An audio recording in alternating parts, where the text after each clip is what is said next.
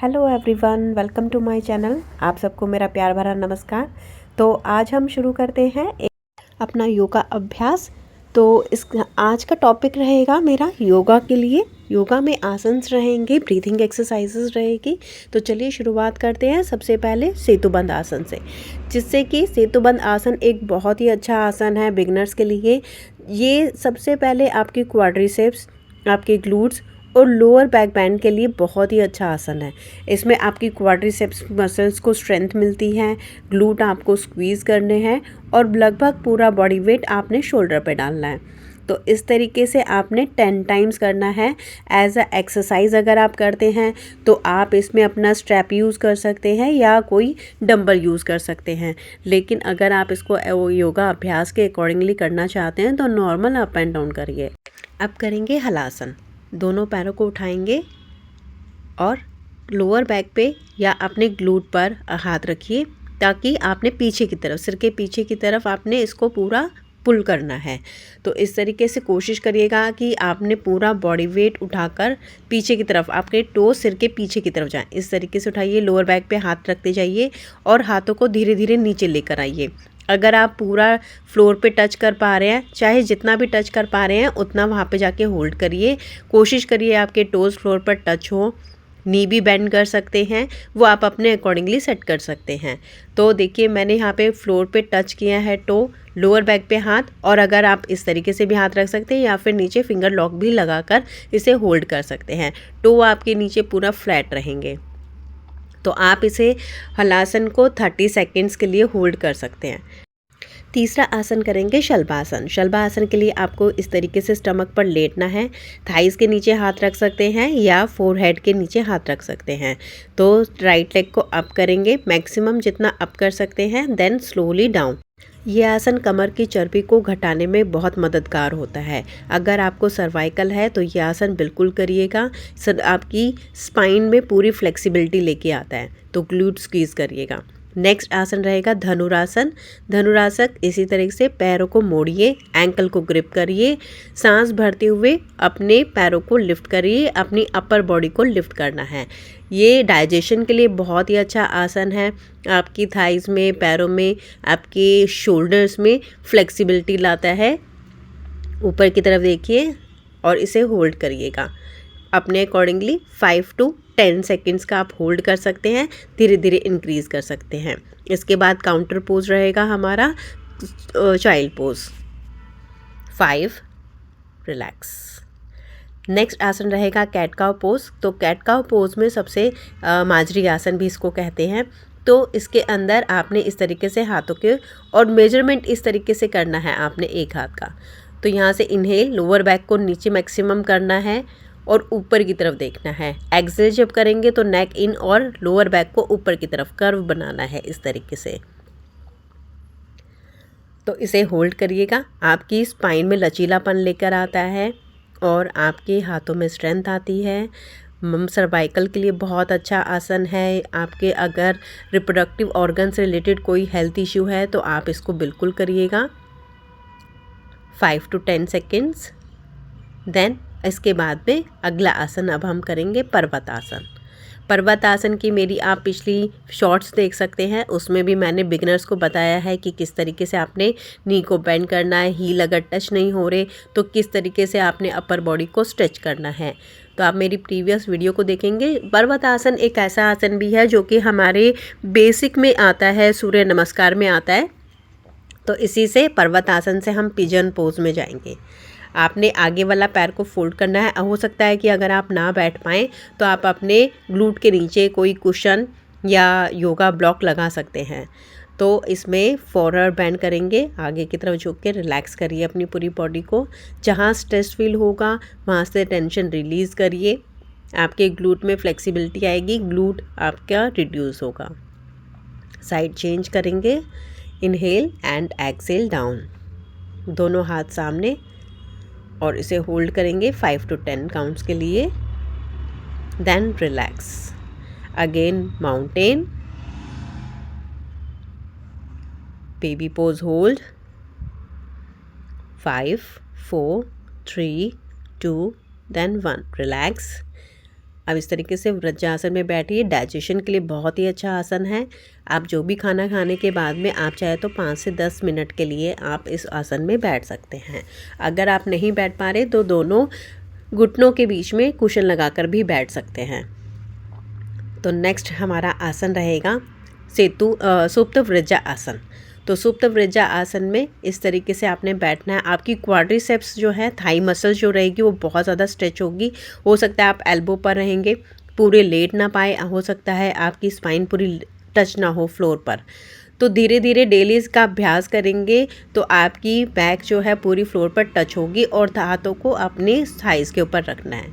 ये आपके यूट्रस के लिए बहुत ही अच्छा है, पीरियड्स में आपको हेल्प करता है। तो नेक्स्ट आसन रहेगा हमारा गौमुखा आसन। गौमुखा आसन में एक घुटना दूसरे घुटने के ऊपर रखना है, इस तरीके से क्रॉस करके। अब जो पैर ऊपर रहेगा उसी हाथ का ऊपर की तरफ रहेगा और पीछे से आपने दोनों हाथों से लॉक लगाना है। आंखें बंद करके अपनी ब्रीथ पर फोकस करना है। ये अस्थमा पेशेंट के लिए एक रामबाण की तरह काम करता है और आपके ग्लूट में, घुटनों में लचीलापन लाता है। तो साइड चेंज करिए। अगर आपके पीछे से हाथ टच ना हो तो आप किसी दुपट्टे का या किसी चीज़ का यूज़ करके तब दोनों हाथों से कोशिश करिए दोनों हाथ आपके टच हो। आंखें बंद करके ब्रीथ पे फोकस, देन रिलैक्स। बहुत ही अच्छा आसन है आपके सर्वाइकल के लिए। तो दूसरा नेक्स्ट आसन रहेगा अब हमारा सर्वांगासन। तो बैक पर इस तरीके से लेटना है, अपने ग्लूट पर हाथ लगाकर आपने लिफ्ट करना है ऊपर की तरफ मैक्सिमम, और कोशिश करना है आपकी लोअर बैक से धीरे धीरे धीरे आप हाथों को नीचे लेकर आएंगे। शोल्डर स्ट्रेंथ जिसे कहते हैं, बॉडी वेट शोल्डर पर रहेगा। मैक्सिमम हाथ आपकी लोअर बैक से नीचे जाते जाएंगे। आपने ऊपर टो की तरफ देखना है।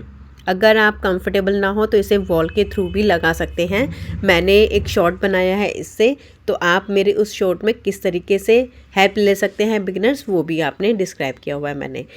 पश्चिमोत्तानासन में अब हम करेंगे पैरों को टच करना। बिगिनर हैं तो नी बेंड कर सकते हैं और सामने की तरफ देखना है, या आप पैरों के नीचे, घुटनों के नीचे कोई कुशन लगा सकते हैं। घुटने मोड़ कर देखिए मैंने, इस तरीके से बिगिनर्स ऐसे भी कर सकते हैं। हेड टच, और इसे 10 से 15 सेकेंड्स या काउंट पर होल्ड कर सकते हैं। आप धीरे धीरे अपने घुटनों को सीधा करने की कोशिश करिए जब आप इस आसन में चले जाते हैं। और अगर आपका स्टमक पूरा थाइस पर टच हो जाता है तो आप इसे आगे की तरफ अपनी अपर बॉडी को स्ट्रेच करिएगा।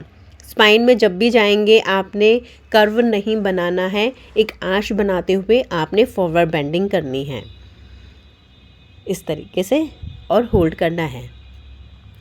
तो अब हम करेंगे ब्रीथिंग एक्सरसाइज, क्योंकि ब्रीथिंग एक्सरसाइज भी हमारी बॉडी के लिए बहुत ही इम्पॉर्टेंट है। हमारे लंग स्ट्रॉन्ग होते हैं और हमारे सेल्स, टिश्यूज़, ऑर्गन्स को ऑक्सीजन ज़्यादा से ज़्यादा आपको मिलती है। तो करते हैं हम अपना प्राणायाम। प्राणायाम में सबसे पहले आपको खाली पेट होना चाहिए। फिर दूसरा, आपने स्पाइन को सीधी रखनी है ताकि आपने कपालभाति जब भी करें तो क्योंकि खाली पेट करना होता है तो स्टमक अंदर की तरफ जाएगा जब भी आप फोर्सफुली एक्सेल करेंगे और एक साउंड की आवाज़ आएगी। स्टमक का अंदर जाना ज़रूरी है। हो सकता है बिगनर्स को समझ में ना आएगा, तो पहले आप डीप इनहेल एक्सेल की भी प्रैक्टिस करिएगा। तो स्टमक इनहेल करेंगे आगे की ओर जाएगा, एक्सेल करेंगे तो स्टमक अंदर की ओर जाएगा। कपालभाति आप फोर्सफुली करेंगे और इसके 20 से 50 स्टॉक्स कर सकते हैं। अगर आप हाई बीपी हैं तो 2 सेकंड का एक स्टॉक करिएगा। कपालभाति करने के बाद में आपने अनुलोम विलोम करना है।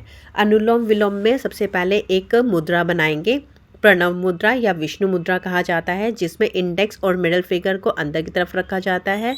थंब और रिंग फिंगर का ही सिर्फ यूज़ किया जाता है। तो आपने थंब जो रहेगा आपके राइट नॉस्ट्रिल पर रहेगा और रिंग फिंगर आपके लेफ्ट नॉस्ट्रिल पर रहेगा। तो हमेशा लेफ़्ट से स्टार्ट करना है। जितने काउंट में आप इनहेल करेंगे उसके डबल या सेम काउंट में आपने राइट साइड एक्सेल करना है। राइट से इनहेल करना है, देन लेफ़्ट पर एक्सेल करना है। तो ये होगा हमारा अनुलोम विलोम। आप इसे 5 काउंट करेंगे, 5 काउंट पे एक्सेल और 5 काउंट पे राइट से इनहेल, देन लेफ़्ट पर 5 काउंट पर एक्सेल। तो ये आपने ऐसे 5 या अपने अकॉर्डिंगली 10 जो है साइकिल्स कंप्लीट कर सकते हैं। साइकिल लेफ़्ट साइड कंप्लीट होते ही आपने एक्सेल करते हुए रिलैक्स करना है।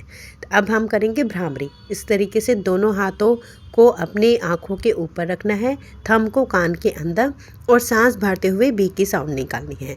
इस तरीके से इनहेल, एक्सेल,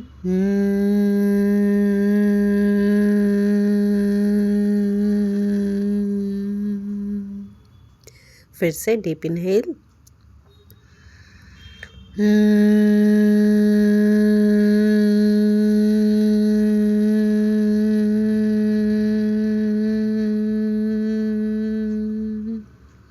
ये आपके हार्मोन्स को बैलेंस करता है, आपको नींद, एंजाइटी, किसी तरह का डिप्रेशन हो तो उसको रिलीफ करता है।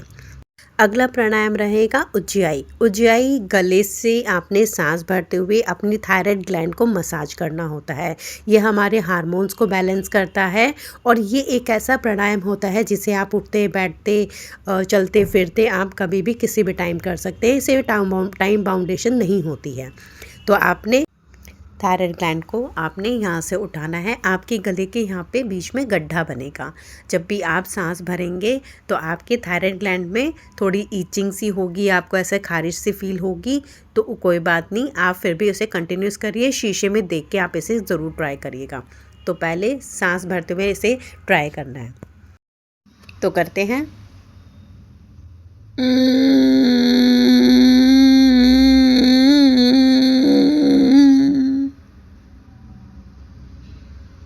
देन नाक से एक्सेल, रिलैक्स। अगर आपको मेरा वीडियो पसंद आया है तो मेरे चैनल को लाइक करिए, शेयर करिए, सब्सक्राइब करिए और कमेंट भी करिए कि आप किस टॉपिक पर वीडियो चाहते हैं। तो थैंक यू सो मच। आपका दिन शुभ हो। Bye bye.